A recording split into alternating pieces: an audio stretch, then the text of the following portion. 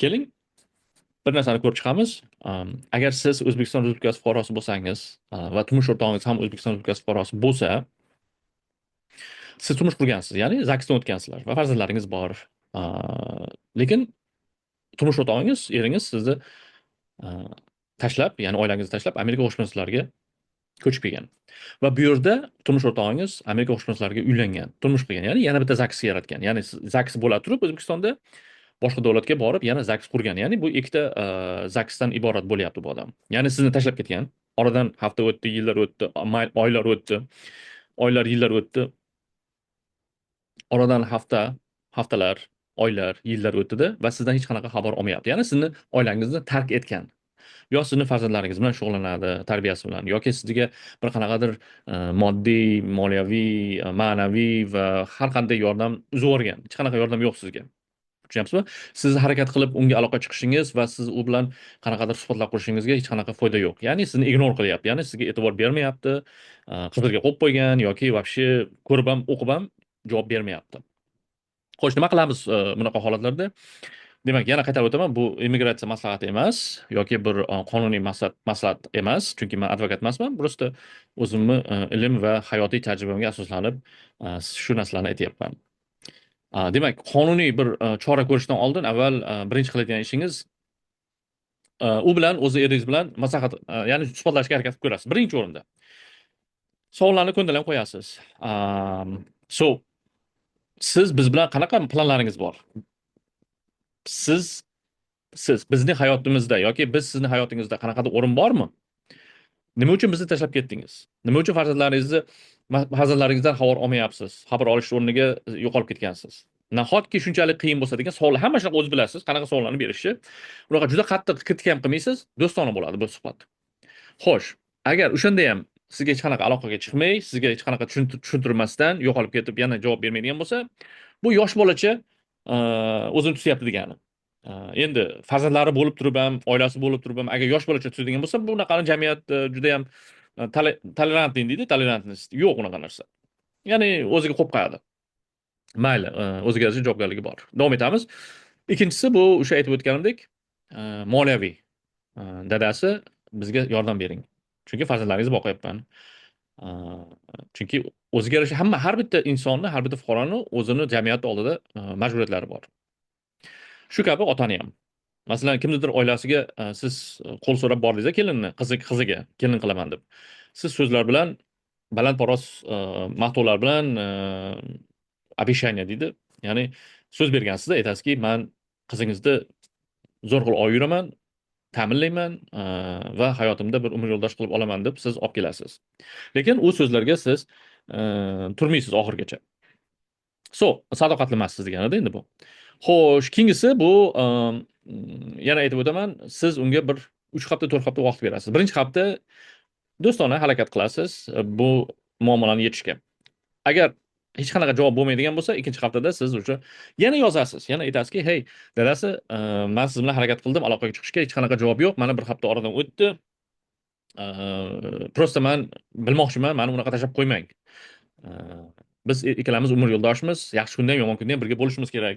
Nimagadir siz meni tashlab qo'ydingiz." degan xatlamani yaxshi yozasiz. 3-haftada yana hech qanaqa javob yo'q, lekin o'qiyapti sizni. Telegramda ham o'qiyapti, Instagramda ham o'qiyapti va boshqa joylarda ham o'qiyapti, lekin javob yo'q. Bu yaxshi emas. 3-hafta o'tadi, ana endi siz uni ota-onasini e'tiborini olasiz. Ya'ni ota-onasiga borasiz, qarindosh urug'iga borasiz, kerak bo'lsa aytasizki, "Mana shunaqa, mana shunaqa, sizni farzandingiz, sizni jiyaningiz, sizni qarindoshingiz bizni tashlab qo'ydi", ya'ni oilasini tashlab qo'ydi. Oradan mana buncha o'tib ketdi. Hech qanaqa moddiy, na ma'naviy, na bir har qanaqa yordamlarga to'xtatilgan, ya'ni tochka qo'yilgan. Shuni prosta men aytmoqchiman. Iltimos, aloqaga chiqinglar, aytinglar, yordam so'ranglar. Yana bir hafta o'tadi. Ulardan ham bir najot yo'q, hech qanaqa foyda yo'q. Vaqtingiz bekorga ketyapti. Sizni prosta ignorga qo'yib qo'ygan. Ignor bilmayman qanaqa o'zbekcha bo'ladi, lekin sizni вообще e'tiborga olmayapti. Tushundingizmi? Demak, unda ana shunda keyin qonuniy chora ko'rsangiz bo'ladi. Birinchi qadami bu siz O'zbekiston Respublikasi sudiga, ya'ni o'sha tuman sudiga, yashayotgan rayon yoki tuman sudiga borib murojaat qilasiz, ya'ni ariza tashlaysiz.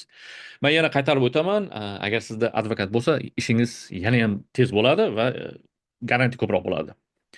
Demak, O'zbekiston Respublikasini Oila kodeksiga o'qiganingizda shunaqa bu yozilgan. Ya'ni oilada ota va ona farzandga mas'uliyatli. Ya'ni har tomonlama podдержка berish kerak. Tushunyapsiz-a? Xo'sh, ana shuni siz da'vo qilasiz. Ya'ni siz ariza yozganingizda hammasini atyuda yozasiz. Mana bu uylangan paytingiz, ya'ni turmushga chiqqan paytingiz, o'shandan beri sizni eringiz nimalarni qildi? Qanaqadir moddiy yordam bo'lsa yozing. Mana kuni pul jo'natgan. Orada manimcha o'tib ketdi. Manimcha payti oxirgi paytlar bunaqada gaplashganman. Farzandlar bilan gaplashgan oxirgi paytini. Tushundingiz-a, короче, davosini. Ya'ni siz huquqlaringizni surishtiryapsiz, farzandlaringiz huquqlarini surishtiryapsiz. Shu kabi ma'lumotlarni cho'tki qilib yozasiz. Ishonch aytaman, agar advokat bo'lsa, juda advokatga qurbingiz yetmaganda ham men hozir ba'zi bir nomerlarni tashlab qo'yaman. Endi bilmadim O'zbekistonda qanaqa ishlaydi bu muassasalar, lekin yordam berish kerak. Xotin-qizlar qo'mitasi bor O'zbekiston Respublikasida. Hotline 1146. Bu oilaviy muammolar va huquqiy yordam. Murojaat eting. Boring, yordam so'rang. Agar mabodo kam ta'minlanmagan oila, ta'minlangan oila bo'lsangiz. Uzr, men tez gapiryapman, chunki videomizda o'z chegarasi bor. Undan uzayib ketsa, bilasiz, sal muammo bo'ladi. Ana shundan keyin уже siz sudga rasmiy ravishda ariza berasiz. Demak, farzandlarimga aliment olish. Birinchi o'rinda alimentni va ya'ni o'sha child support deymiz buni, farzandlaringizga aliment va xotiniga bir yordam sifatida siz ariza tashlaysiz. Sud nima qiladi? Sud uni ko'rib chiqib, sud kunini belgilaydi. Sud kuni belgilaydida sizga kopiyasini jo'natadi. O'sha qarorini, ya'ni bir kunda aytadiki, balonchi kun sud bo'ladi deydi va uni kopiyasini eringizda yashayotgan joyiga tashlaydi, jo'natadi. Endi qarang, o'sha sud kuni keladigan kuni agar sizni eringiz kelmasa, sudga kelmasa, siz bordingiz advokatingiz bilan, lekin u kelmasa, demak bu sudni behurmat qilgan bo'ladi va bilamiz u qayerdaligini. U Amerikada yuribdi. Tushundingiz-a? O'shani sudini kopiyasini unga ham jo'natish kerak. Endi agar kelmasa, O'zbekiston Respublikasi sudi, Oliy sudimi, o'sha oilaviy sudimi, qaysi sudlar bo'lsa ham ularning huquqlari bor. Ya'ni nimaga bu O'zbekiston Respublikasining sudini hurmat qilmaslik bu yaxshi emas. Sud o'zining choralarini ko'radi, albatta, va uni chaqiriqnoma yana jo'natadi. Kerak bo'lsa uni nomiga bir qanaqadir qidiruv belgisi ham mumkin. Ya'ni yana qaytarib o'taman, bu advokatingizga bog'liq. Advokatingiz bu qonun-qoidalarni, ikir-chikirlarni juda ham yaxshi biladi. Tushundingiz-a? Va MIBga boradi. MIB majburiy ijro byurosiga borib zapret qo'yib qo'yadi. Ya'ni pasportiga blokirovka qo'yib qo'yadi. Ya'ni aytadiki, bu O'zbekiston fuqarosi sudga chaqirilgan, majburiyati bor va kelmagan. Sudga kelmagan. Tushunyapsiz? Bu любой davlatda sudni hurmat qilmaslik bu juda yomon bir oqibatlarga olib keladigan bir voqea-da endi bu. Yaxshi emas. Xo'sh, endi yuridik va ijtimoiy yordam so'rash. Siz aytasizki, mana shunaqa bo'ldi deysiz. Endi oradan o'tadi, ancha vaqt o'tadi. Bu tez bo'ladigan ish emas, albatta. Lekin shunday paytlar bo'ladi, men aytamanki, sizga hozir vaqt berasiz ozgina. Lekin mana shu davom etaverasiz. Hozir uzr, men Brooklynda yashayman, men bitta juda to'polon. Har kuni janjal ta o'z bilasiz. Ozgina vaqt berasizlar. Bo'ldi, davom etamiz. Demak, siz nima qilasiz keyingi etapda? Agar sud haqiqatan qaror chiqargan bo'ladi, ya'ni unga nisbatan siz qo'rqmang. Uni oyma-oy qo'shib boraveradi. O'sha child supportlaringizda, o'sha oilaviy yordam, finansiy nimalaringizni o'zi oila hisoblaydida, bo'yniga qo'yib qo'yadi. U ertami kechmi baribir to'laydi. Qachondir O'zbekistonga kelganda baribir to'laydi. Tushundingiz-a? Unaqa xijolat bo'lmang. Endi keyingi qiladigan ishingiz bu depressiya va stressga tushmaslikni nimasi yo'li bu, ya'ni o'zingizga ko'proq e'tibor berishni boshlaysiz, ilm olasiz, ingliz tilini o'rganasiz, texnologiyalarni o'rganasiz, iloji boricha shu yaxshi insonlar bilan harakat qilasiz aloqa qilishga. Tushunyapsiz-a? Ko'proq mana bu nimalarga tushib qolmaysiz. Eng yomoni onani stressga tushib qolishi. Ya'ni ona stressga tushib qolsa bu bolalarga ham ta'sir qiladi degani. Ya'ni bolalar o'z vaqtida ona mehrini olmaydi, tarbiyani olmaydi va yaxshilikka olib kelmaydi. Shuning uchun sizni nimangiz, rolingiz katta o'ynaydi bu yerda. Endi mayli, otani hozir qo'ya turing. Chunki agar mas'uliyatsiz ota bolalarini, farzandlarini tashlab ketdimi, mayli, unga ham qonun qoida bor. Chorasini topadi. Bu dunyoda bo'lsa ham qachondir topadi. Undan o'ylanmang. Demak, keyingisi bu haqiqatan, yana aytaman, ishonch bo'lsa sizda O'zbekistonda zaksda bo'la turib, Amerika Qo'shma Shtatlarida yana zaksdan o'tgan bo'lsa, yana sizda доказательство bormi, ishonch bo'lsa, ana shundagina qiling bu ishni. Agar просто tak o'ynash topib olgan bo'lsa, просто o'ynashi bor, birga yashab yuribdi, yo'q, unaqa ishlamaydi u. unga siz dokazat qilib bera olmaysiz va qonun uni qila olmaydi-da, tushunyapsizmi? Qonun bo'yicha. Lekin aliment so'ra olasiz baribir. U qonun bo'yicha qonun doirasida turaveradi. Lekin Amerika bilan ishlaydigan bo'lsangiz, demak qiladigan ishingiz marriage certificate deydi, buni ZAGS deydi. ZAGS kopiyasini olasiz, oilaviy rasmlarni olasiz, ariza yozasiz bitta Amerika Qo'shma Shtatlariga. Hozir nima ko'p ChatGPT bor, boshqa bir yo'llari bor, kirasizda o'zbekcha yozsangiz, inglizchaga tarjima qilib beradi, chiroyli qilib. Faqat o'zbekchada dona-dona qilib cho'tka tushuntiring. Hissiyotlarga berilib ketmang. Faktlar bilan ishlang, fakt. Mana shunaqa bo'lgan, mana shunaqa bo'lgan. Mana shu bo'yicha, mana shu bo'yicha, mana shunaqa qilgan. Palonchi yili tashlab ketgan bizda hech qanaqa xabari yo'q, mana shunaqa gaplashasiz, fakt bilan, okey? Keyin Amerika elchixonasiga siz ariza tashlaysiz. Buni manzilini yozib qo'yganman. 3 Mo'yqo'rg'on ko'chasi, 5-kvartal, Yunusobod tumani, Toshkent shahri. Xolisi telefoni ham bor, uni veb-sayti ham bor.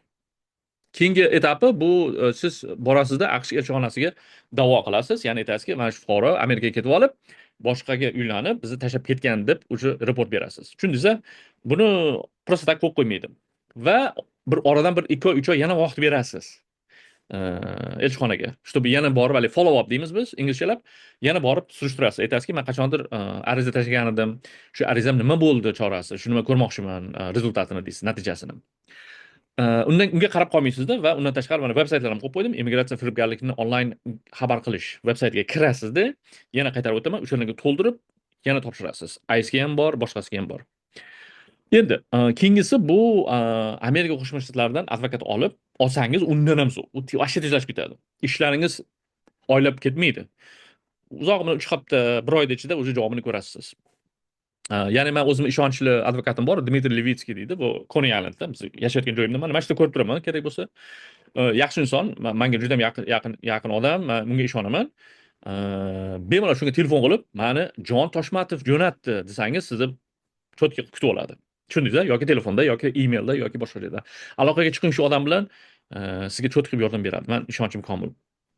Xo'sh, demak, undan tashqari yana qaytarib o'taman, mani Telegram kanalim bor, lekin unda hozir uncha aktiv olib bormayapman, lekin Instagramda albatta Instagramga kirasiz. Instagram myiTedu degan nima bor. Uni VIP, ya'ni VIP degan kanali bor. O'sha yerga kirib olsangiz, u yerda juda ham ko'p kerakli maslahatlar beriladi, ya'ni yordam beradigan, siz bir manfaat oladigan savollaringizga javob olasiz u yerda. Tushundingiz-a? Demak, yana qaytarib o'taman, bu qanaqadir bir advokat yoki bir qonuniy bir lawyer sifatida men sizga maslahat bermayapman. Buni как vatandosh sifatida o'zimni ham singillarim bor. Xuddi shu holat bo'lgan. Singillarni ham o'zlarini to'g'risini aytganda erlari yillab tashlab ketib, hech qanaqa yordam bermay, farzandlarini tarbiyasi bilan shug'ullanmay tark etgan oilani. Menda ham shu narsa bo'lgan. Shuning uchun men harakat qilaman O'zbekistondagi ayollarga ham yordam berishga. Uzr, yana to'polon bo'lib ketdi. Shu, hozircha maslahatim shu. Yana aytaman, meni kuzatishda davom etinglar.